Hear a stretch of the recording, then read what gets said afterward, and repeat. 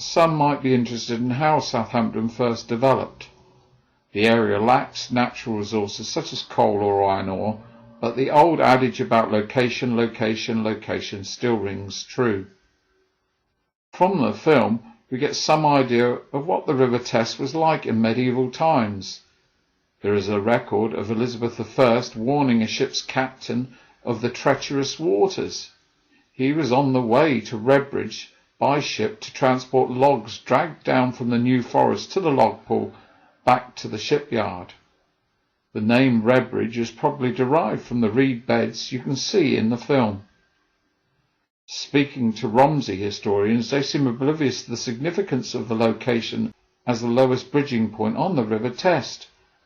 At the time, methods and materials meant that Romsey was probably the first place you could build a reliable bridge, and because this became the major routeway east to west and west to east of the county, so it naturally grew as a commercial hub and marketplace with the abbey attached. In the film we can see how the same principle applied here, with the size of the bridges over the Test growing with new technology. On the left you can see the tree line which follows the route of the first Redbridge to Andover Canal from the 18th century alongside the present day railway, with the anchor in the middle of the picture, a listed building. This was supposed to supply building materials etc. upstream and facilitate the export of agricultural produce.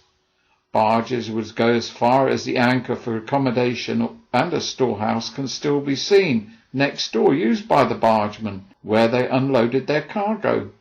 The Andover Canal was not a great success, and so it was extended as the Salisbury Canal at both ends to run as far as the centre of Southampton via a tunnel.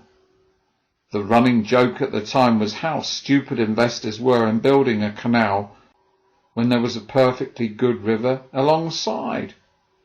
But as we can see, the River Test was not all plain sailing.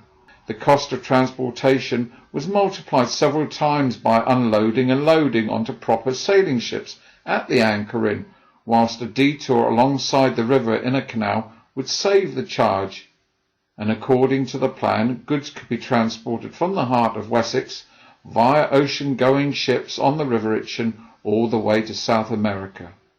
As it turned out, the plan was never viable because there was never enough money to construct the tunnel properly, and the canal was never fully operational.